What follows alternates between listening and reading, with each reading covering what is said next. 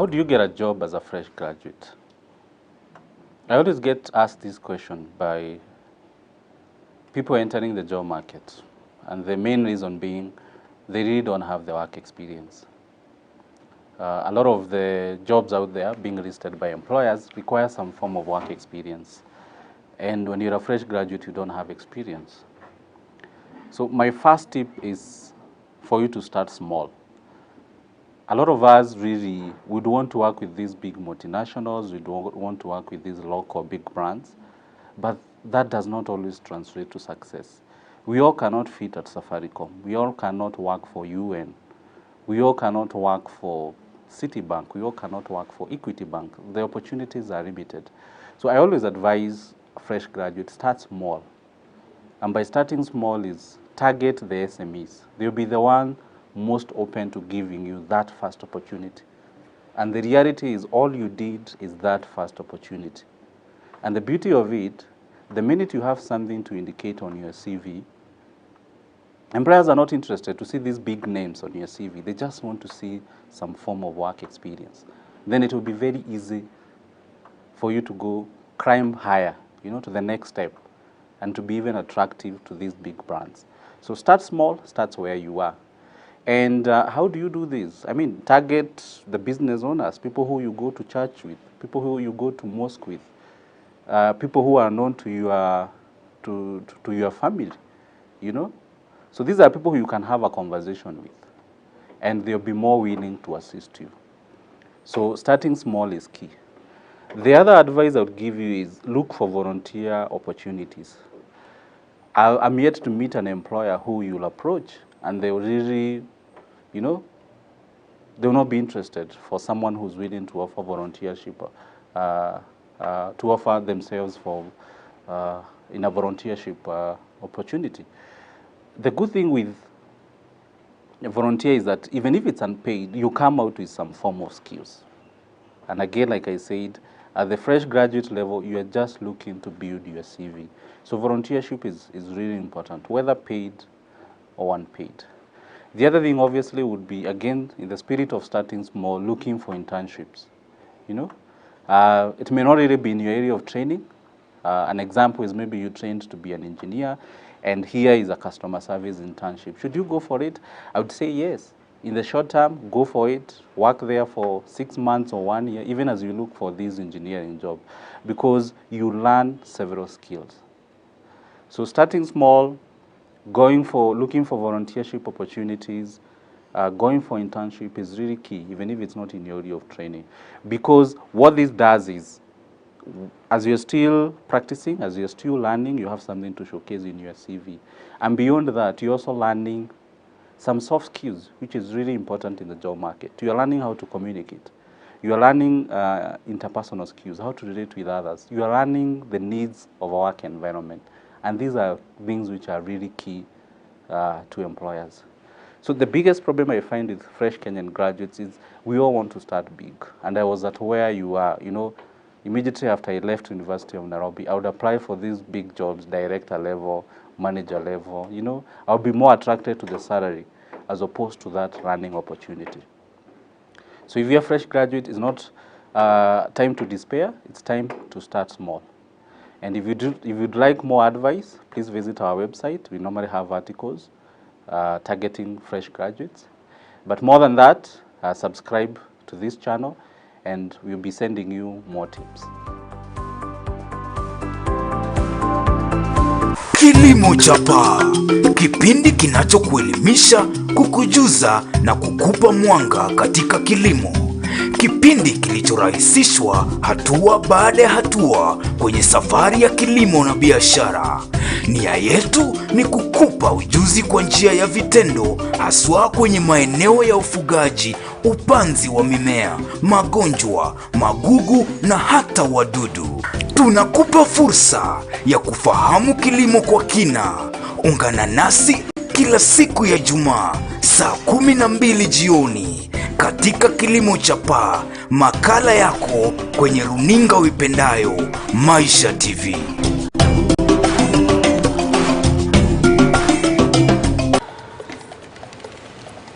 Suzi, hebu kamwone yule dem tulikuwa Unaambiwa. Kwani amefanya? Hizi shop zote 3 ni zake.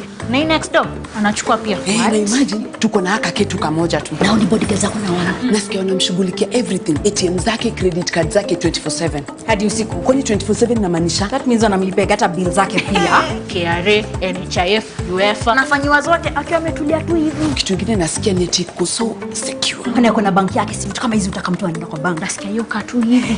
The whole day kwa tablet akifanywa kila kitu. Na hao bodyguards wake ndio umpelekea do kwa majuu. Unaona wale wawili waso au fanya bulk payments. Nilisikia ni ati local accounts zake, foreign accounts zake anashughulikiwa. Lakini no wonder business yake imegrow hivyo Lazima kuna bank yake special. Your banking team is at your fingertips. Go digital. Visit coopbank.co.ke and click on New Internet Banking.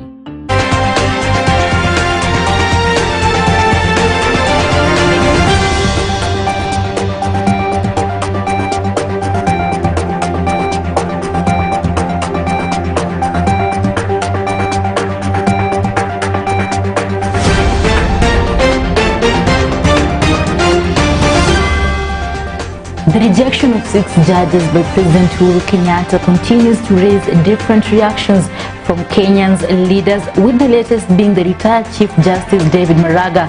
We have these and other news lined up for you, but first let's have a look at our top stories. So those who can afford to pay must pay. They have to pay. All this politics, you forget about it. And I said you pay the fee balances. Any teacher who is doing an additional levy, treat that as a criminal act. If you find a child sent home for an additional levy, that is now between the teacher and the law. Education CS Professor George Magoha sets the record straight concerning his speech on fee payment, asking Kenyans to stop politicizing the issue.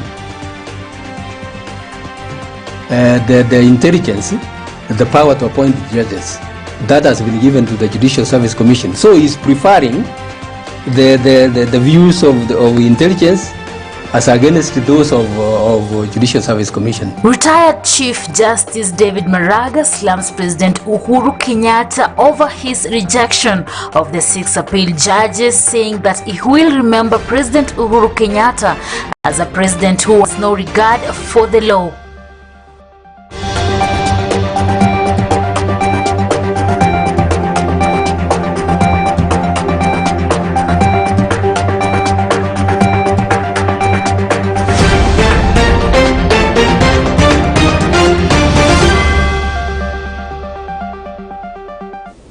Welcome.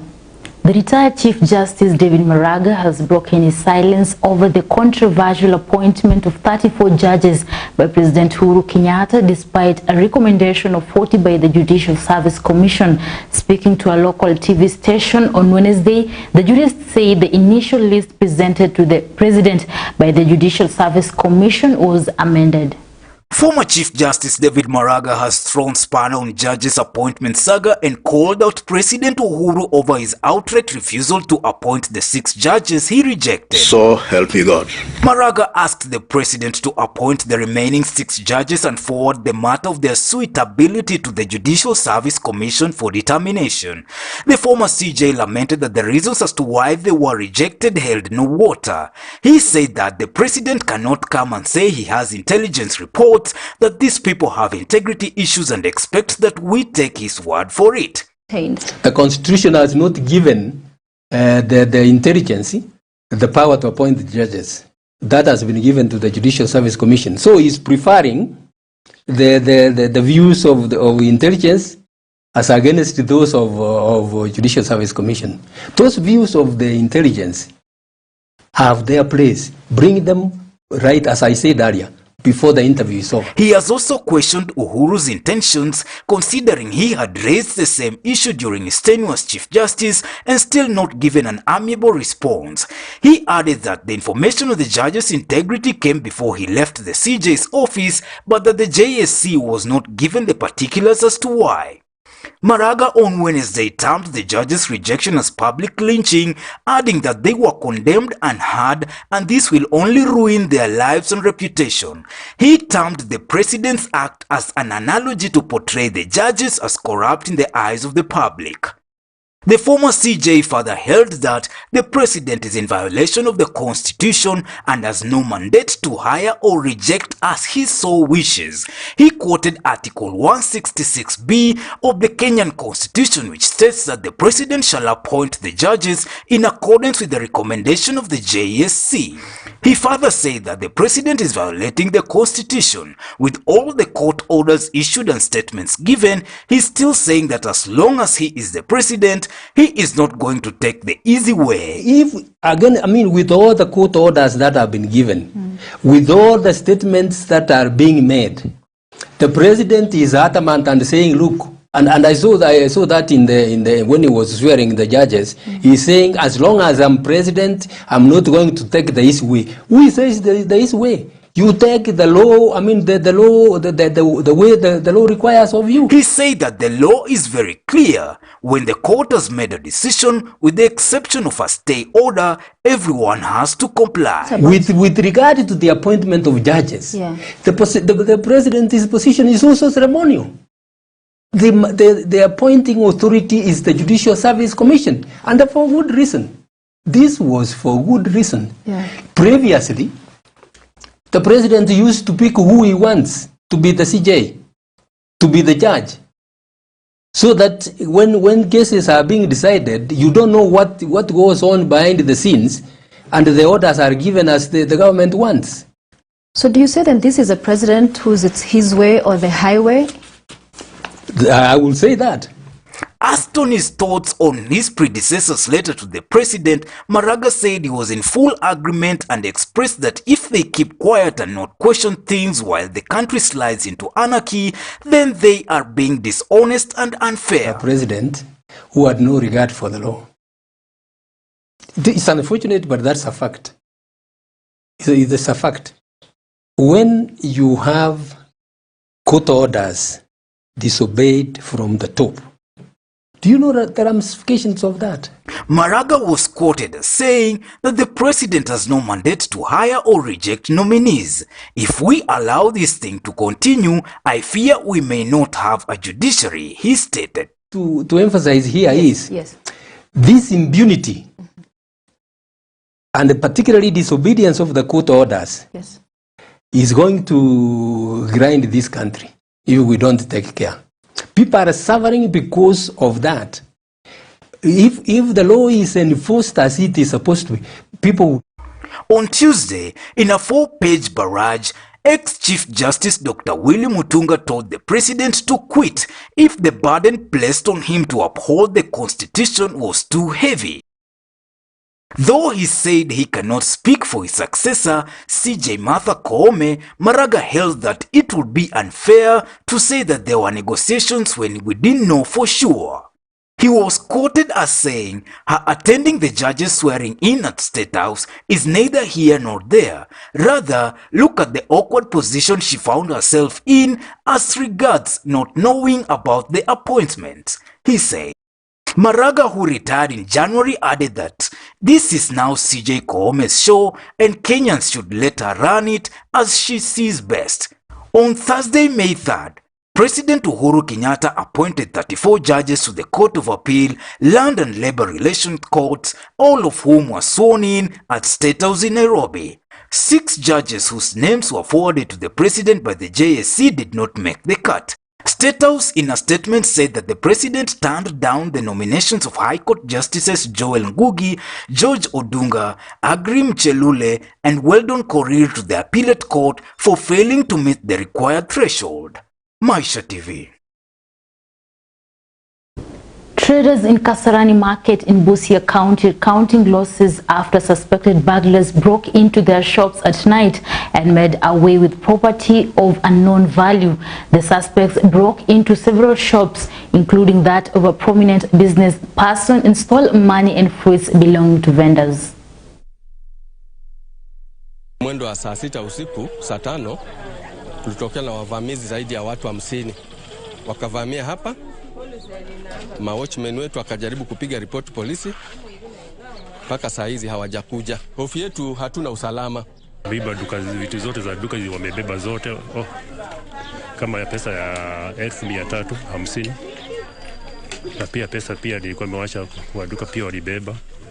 Walibeba na simu zilikuwa customer ameniashia sakushaji walibeba. Tumekuwa tukiripoti kwa polisi na wakuji. Hata kuna wakati watuvunjia soko hapo ndani. Waizi wakaiba vitu zetu, kaenda kupiga ripoti kwa polisi huko, akasema atakuja kutuangalia. Hakuna matokeo yenye yalitokea na hakuna majibu yote yalitokezelea, ikabaki tu hivyo. Tukaenda tu hasara hiyo vitu, ikaenda tukaanza kujimudu tena maisha mengine. Sasa tungeomba Inspector General Mtebai na Mr. Matiang'i waweze kufanya reshuffle hapa Busia, kwa sababu hakuna kazi polisi wanafanya. And Mumia's sugar company, which is currently under receivership, is yet to decide on which investor to take over the company. This emerged during a committee meeting where a local bank currently presiding over the day-to-day operations at the factory maintained that there were 8 bidders and none of them have won the tender. This is despite Narendra Raval-led company has maintained that they have won the bid already. Cloud of uncertainty continues to hover around the Mumia's sugar company for days now. Kubaliana naye conditions zetu, ulipe mkulima after 2 days. Lakini maneno ya kuumiza mkulima Kakamega County itakuwa history. With 8 investors eyeing to take over the company for 15 to 20 years, where close to 4 billion will be pumped into the dormant factory. The receiver managers are yet to decide on who will run the company. We have not finalized the lease. Lease is finalized only when all the parties sign and when it is registered. And even if I am not very sure in one of the things, but I don't know, there were so many press reports released by Devaki and others. But even at one stage, Devaki also told that he was one of the 8 bidders. And if he was given a chance, he would like to invest. But subsequently, I don't know whether there was anything where he confirmed that he had already won the bid. But from my side, I can only assure you that nobody has been awarded the bid for the time being, because we are still at the analysis process. A local bank currently running the company as the receiver told the Senate's Agriculture Committee that there were 8 bidders and none has won the tender. This is despite Narendra Violet's company maintained that they have won the bid already. So the parties are asking for 15 to 20 years lease, looking at almost about 3 to 4 billion investment. We don't see anything unreasonable, because even any investor will definitely look at a long-term lease when they invest a huge amount. But as I told you, before we conclude the lease, before we operationalize any lease, we will definitely discuss with all the stakeholders, including the leaders of that area. This now forces Panay into the works of the already divided region that has seen farmers with nowhere to take their produce. Some even decided to directly sell their harvest at the local markets. For days now, Narendra River has been dangling a carriage before the sugarcane farmers, highlighting his vision for the giant millers. So we have been talking to different banks who were helping these investors to see whether they were really serious, because this amount is quite substantial. We should know the financial capability before also anything else, because we don't want somebody to take it and keep the place closed just for the property value. Because even if some of the lease clauses, even I want to also highlight that our lease has got a very clear objective that, it has to, somebody has to put the money and revive the operations. The potential investors have over the last couple of weeks been conducting surveys at the farm, including carrying out sugarcane census to establish the availability of raw material. Mumia's majority owned by the government, and for a long time, Kenya's largest miller struggled to remain afloat, even after the government pumped in about 3 billion Kenyan shillings. Reporting for Maisha TV, I'm Amoga Shane. A 3-judge bench has begun hearing a petition by the Ogie community from Mount Elgon, which is seeking repossession of the ancestral land in Chepkitale, Trans Nzoia. Justices Boaz Olao, Justice Stephen Kibunja, and Justice Nelly Mathekain are presiding over the 5-day hearings in Bungoma. Claiming that that's their ancestral land and they should have it. Part of Mount Elgon forest. That is the Chepkitale area. I think the Chepkitale area is wider than that. It covers Chepkitale Reserve and part of and the outlying areas. Wana haki ya kitamaduni ya kumiliki hilo shamba, ile kwa kimombo ama lugha ya kikoloni tunasema ancestral rights. Wako na hiyo haki ya kitamaduni, ndio wanasema imekiukwa na serikali kupitia shirika la misitu na shirika la kulinda wanyama, na wamewasilisha kesi hii. Kesi hii kama mlivyoambiwa iliwekwa mwaka wa 2017, imekuwa ikiendelea, na saa hii majaji watatu kama walivyoteuliwa na jaji mkuu anaisikiza kesi hii, ndivyo imalizike haraka iwezekanavyo. President Uhuru Kenyatta today presided over the destruction of 5,144 illegal small arms and light weapons at the Regional Traffic Training Center in Ngong, Kajiado County. The illegal firearms were recovered last year, with the majority of the illegal firearms were voluntarily surrendered by the public. President Uhuru Kenyatta has extended an offer to makers of homemade firearms in Kenya, promising them steady jobs at the newly launched small weapons facility in Ruiru. I therefore call upon all our citizens who may in any way and for whatever reason be in possession of illegal firearms to submit the weapons to our authorities under the cover of the amnesty for illegal possession of firearms. The head of state spoke at the Regional Police Traffic Training Center in Ngong in Kajiado on Wednesday while setting fire to 5,144 illegal firearms and light weapons. A majority of the illegal firearms were voluntarily surrendered by the public who heeded government amnesty offers and through the diligence of Kenya's security agencies. The majority of the weapons recovered, according to the head of state, appear to have been assembled locally at home. The head of state said that Kenya has started making small firearms, extending an offer to all those who've been making illegal small firearms to get jobs, grow the economy, and help the country keep safe. An illegal gun makes you less safe, not more safe. An illegal gun, no matter how good your intentions, makes you a criminal and liable to face the full force of the law. If you have any security concerns, please let us work together. Your recourse is to engage the government, not to confront it.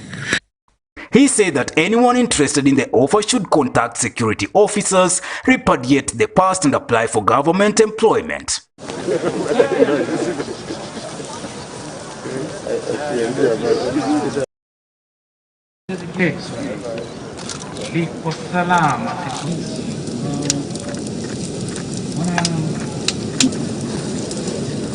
Hakikisha kuwa silaha ambazo ziko kwa mikono ambayo inafai